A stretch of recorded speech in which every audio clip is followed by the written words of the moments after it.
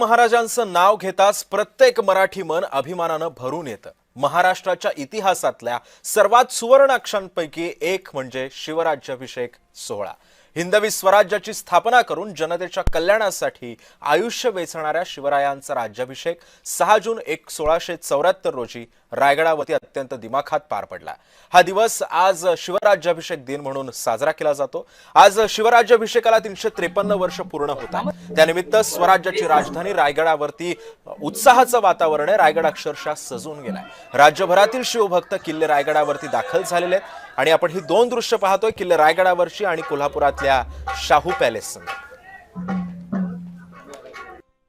छत्रपती शिवाजी महाराजांचा राज्याभिषेक स्वराज्याची राजधानी किल्ले रायगडावर संपन्न होत आहे आणि यासाठी देशभरातून लाखोच्या संख्येने शिवभक्त जे आहेत ते किल्ले रायगडावर दाखल झालेले आहेत। आपल्या सोबत काही शिवभक्त आहात, त्यांच्याशी आपण बातचीत करणार आहोत। हा दिवस किती महत्त्वाचा आजच्यासाठी शिवभक्तांसाठी आहे?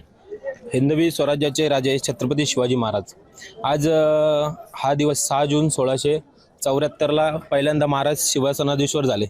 त्यावेळी जसा आनंद होता तसा आजही दिसतो आपल्याला आणि आजही मोठ्या संख्येने लाखोच्या संख्येने मराठी रयत ही एकवटते रायगडावर। खूप चांगला अनुभव आहे हा, कारण आदिलशाही, कुतुबशाही, मुघलशाही, निजामशाही अशा या पाचही पातशाह्यांच्या छाताडावर भगवा ध्वज रोवून राजे आज छत्रपती झाले।